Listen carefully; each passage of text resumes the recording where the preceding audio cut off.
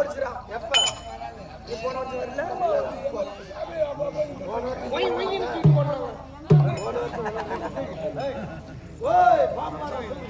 வண்டி வருதா போதா? போதா அப்படியே திருப்பிடுறாங்கடா. அப்படியா? போலீஸ் வண்டியா இருக்குமா? சார் நானா எதுவும் பண்ணல சார். அதான் காலகாரன் தான் சார் வச்சிருக்கேன் சார். என்ன நின்று வருது சார். அப்புறம் என்ன முருகா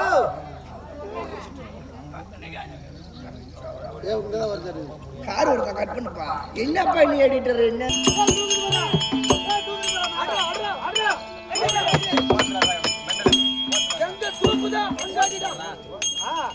எங்க தூக்குதா அடிக்க வேண்டியதான்.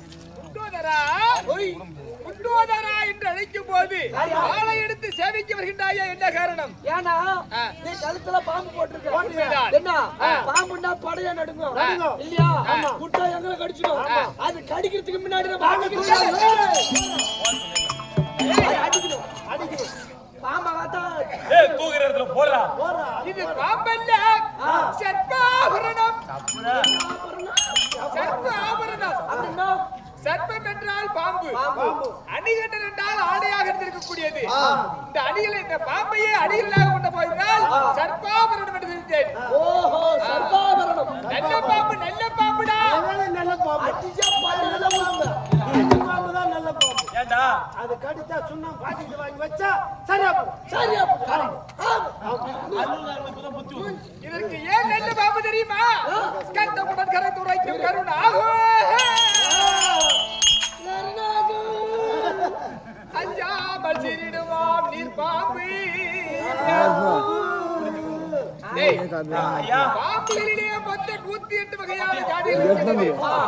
அதிலும் பாம்பானது ஒரு மனிதன் 16 தூரத்திலிருந்து வரும்போது அவன் வரக்கூடிய அதிர்வை வழியாக வர வேண்டாம். யானோ கொடிய விஷம் கொண்ட நாகம் இருக்கின்றேன் அப்படி என்று உசு உசு உசு உசு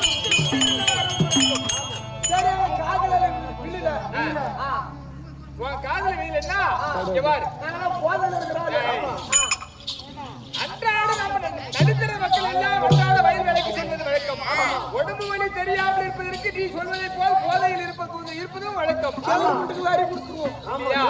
அப்படி இந்த சர்ப்பம் பதுகி இருக்கும் போது நீ வர வேண்டுமானால் ஒன்று மிதித்தால் கடிக்கும், இல்லை என்று சொன்னா நீ மிதித்தினா கடிக்கும். மிதிச்சா கடிக்கும். உனக்கு அதாலதான் கடிச்சு நீ சாவர தலையில எழுதிருந்தா அது புஷி என்று அரவு கொடுத்தாலும் உனக்கு நீ சொல்ற பாரு அது போலதான் இருக்கும். குண்டோதரா பெரிது பெரிது புவனம் பெரிது புவனம் பெரிது புவனமோ நான்முகன் படைப்பு நான்முகனோ கரியமால் உத்தியில் வந்தோன் கரியமாலோ அலைகடல் வீட்டோன் அலைகடலோ ஒரு குருமணி ஆசனம் குருமணியோ கலசத்திற்கு கடக்கம் கலசமோ இச்சிறு புவையின் மண்ணு இச்சிறு புவையின் மண்ணோ ஆதிசேஷனுக்கு ஒருதலை பாரம் ஆதிசேஷனோ உமையவளுக்கு சுண்டுவிட உமையவளோ சிவபெருமானுக்கு இந்த பாகத்தில் அடக்கம். அப்பேற்பட்ட சிவபெருமானோ இங்கே அமர்ந்திருக்கக்கூடிய ரிக்கேஸ்வர் சாபம் அதனுடைய சொல்லக்கூடிய 4 நடத்தார்கள் இருக்கக்கூடிய தொண்டருக்குள் அடக்கம். தொண்டரின் பெருமையை சொல்லவும் முடியாது. ஐயோ, நான் இப்பதாங்க பார்த்தேன். ஆம்பூர் வழியா வந்தேன். அம்மா பேடி சிவன் கோயில் இருக்கிறாடி. காலையில போலாமா? சரி, அது போனால் போகட்டும். சபையை பார்த்தாயா? சபை சபை ஆனால் சங்கீத கலை சாம்ராஜ்யம் வருகிறதே அமர்ந்திருக்கும்படியான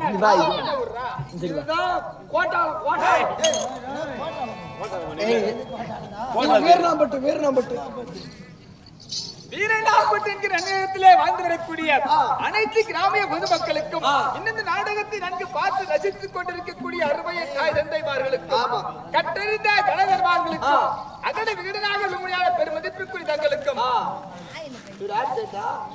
எனக்கே தெரியல. ஐயா பூஜாரி கப்பலில் இருக்கக்கூடிய யானை ஆசிரியர் பெருமக்களுக்கும் சிறுவன் அண்ணாதிரை சிரம் தாழ்த்து வணங்குகின்றேன்.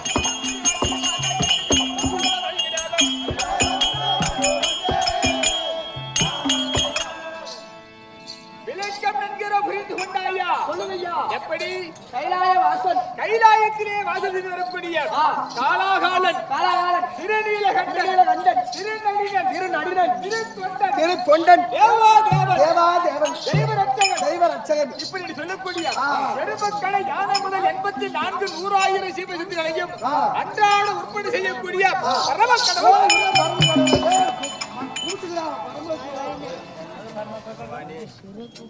அது வேற ஒண்ணு இல்ல, அவன் சின்ன மோள ஆம்பளை உடு. நான் இருக்கும்போது நீங்காத செல்வத்தையும் நிறைந்த கல்வியையும் பெற்று அந்த எம்பெருமார் புண்ணியத்தில் நீடு ஒழியாக வாழ்ந்திருப்பாய். எதிரு மோளுக்கு நான் இருக்க போய் வா.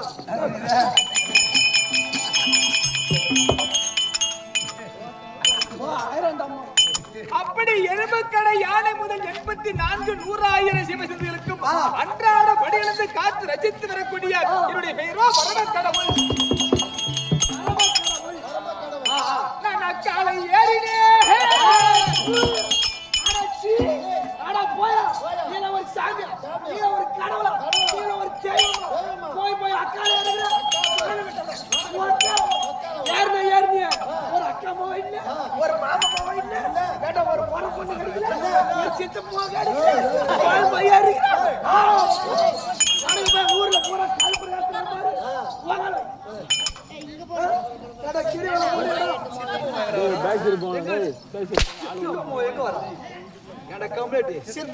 முறையில வராது. அப்புறம் துளுக்கணும் போற சித்த கூட்டுல போன அது அவங்க கலாச்சார வழக்கப்படி. அப்படி ஏன் ஆவேசப்படுகிறாய்? நீ அம்மா பெரிய கடவுள். திருவண்ணாமலையில உனக்கு கிரிவலம் போறோம். மும்மூர்த்தியிலேயே ஒருவராக இருக்கக்கூடிய கடவுள் நான். நீ போய் அக்கால ஏறலாமா? உலகத்துல ஒன்ன பார்த்து நம்ம சிவனை ஏறினாரு, நாம போய் ஏறினாரு, இவன் பலம் சேர்ந்த போய் உங்க அக்காவை ஏறிவிட்டாரு. தவறாக நினைக்க வேண்டாம்.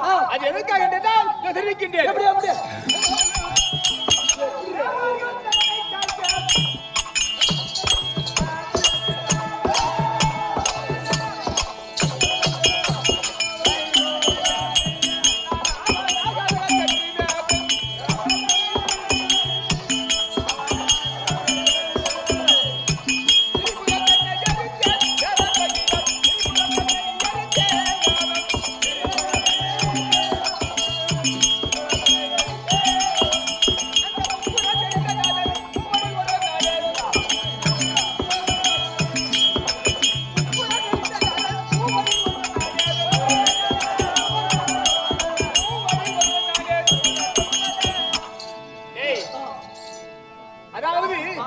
திரிபுராதிகள் என்று சொல்லக்கூடிய அசுராதிகள் சொர்க்கம் மத்தியமம் பாதாளம் என்று சொல்லப்பட்ட 3 லோகங்களையும் தேவ சக்தியால் ஆட்சி செய்து தேவர்கள் எல்லாம் இம்சித்து வந்தார்கள். அப்படி அவர்கள் செய்யக்கூடிய இம்சையான தாங்க முடியாமல் தேவர்கள் எல்லோரும் ஓடி வந்து அபயம் தெரிவித்தார்கள். எப்படியாவது காப்பாற்றுங்க, எப்படியாவது அந்த அசுராதிகளில் இருந்து காப்பாற்ற வேண்டும் அப்படி தெரிவித்தார்கள். அதுக்கு நான் என்ன செய்த தெரியுமா? எப்படிங்க?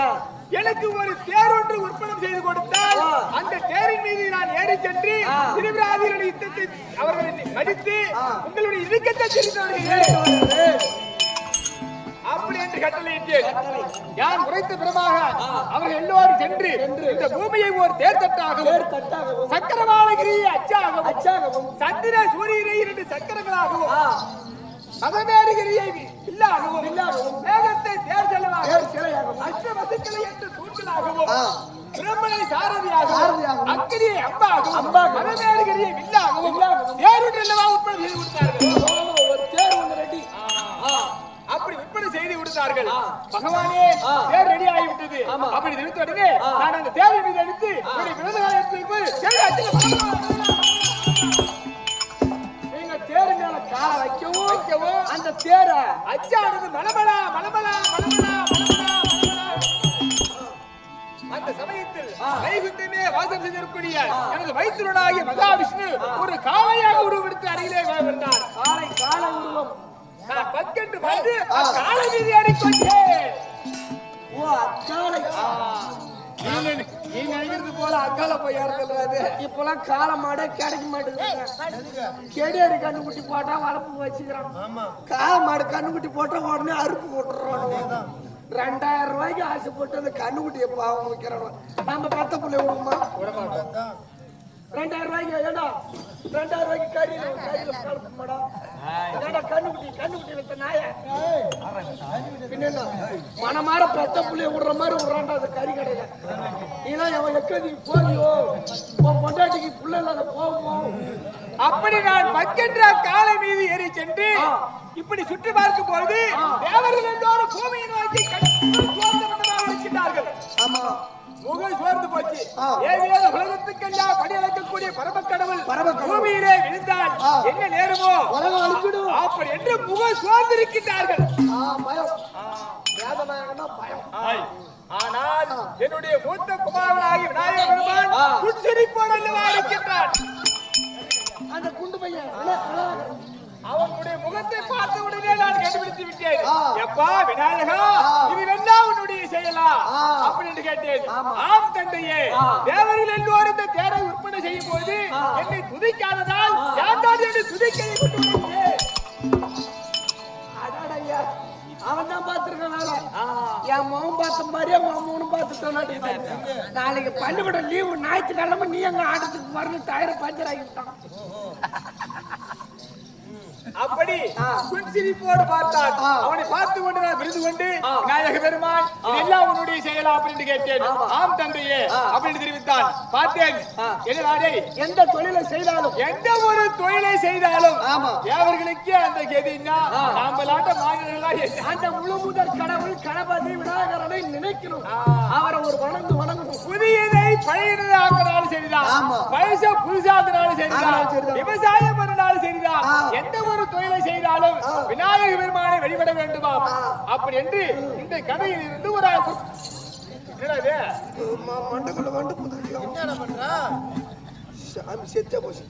அப்படி அப்பேற்பட்ட மகாவிஷ்ணுக்கு திரேதா யுகத்திலே எனக்கு காலையாக உருவெடுத்ததால் நாளை நடக்கக்கூடிய திரேதா யுகத்திலே அப்படி தெரிவித்தேன்.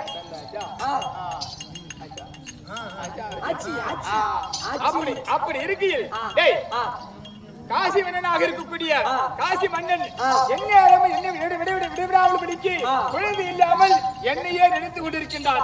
நான் மட்டும் செல்லக்கூடாது. என்னுடைய கைலக்கண்ணி என்னுடைய அம்சமாக இருக்கக்கூடிய கைலக்கண்ணி அனுப்பி அவனை சோதிக்க வேண்டும். உண்மையாக தான் தியானம் செய்கின்றானா இல்லது ஏதோ தானோடு சாமி கும்பிடுறானா அப்படிங்கிறது அவனை சோதிக்க வேண்டும். ஆகையினால் ஓடி சென்று வாடா கண்ணு ஆயக்கலைகள் 64 ஏய உணர்விக்கும் என்னம்மை தூய உறுப்பலிங்கு போல்வாள் என் உள்ளத்தில் உள்ளிருப்பாள் இங்கு வாராது இடர். யார் பேரினால் கொண்டாடப்பட்ட சொன்ன காஞ்சாரம் என்றால் இதோ வீரணாம்பட்டினம் கிராமத்தைச் சேர்ந்த கும்பிடப்பட்ட தெய்வமா இருக்கும்படியான மதுர வீர சுவாமி அதோ பொம்மி வெள்ளையம்மன் பெயரினால் ஊர் பொதுமக்கள் சார்பாகவும் இதோ அம்மன் பெயர் விளங்கும்படியாகவும் கொண்டாடப்பட்டது காஞ்சாயனம் லட்சம் கோடான கோடி நன்றி வணக்கம். யார் பேரினால் கொண்டாடப்பட்ட சொன்ன காஞ்சாயனம் என்றால் நாராயணன் பெயர் விளங்கும்படியாக வீரணாம்பட்டு மதுர வீரன் பெயர் விளங்கும்படியாக கொண்டாடப்பட்டது ரூபாய் லட்சம் கோடான கோடி நன்றி வணக்கம். நன்றி வணக்கம். வீராசாமி வீரணாம்பட்டு வீராசாமி ஐயா அவர்கள் சிவபெருமானுக்காக கொண்டாடப்பட்டது லட்சம் கோடான கோடி நன்றி வணக்கம். கிருஷ்ணாவுக்கு அற்புதம். இன்னொருத்தர் நம்ம மஞ்சள் சுடிதார் போட்டுட்டு வரும்போது குத்துனீங்களே விநாயகர் பெயர்னால் அடியனுக்காக கொண்டாடப்பட்டது லட்சம் கோடான கோடி நன்றி வணக்கம். இதோ சிவபெருமான் அழைக்க கையில கண்ணிகள் தருப்பார்.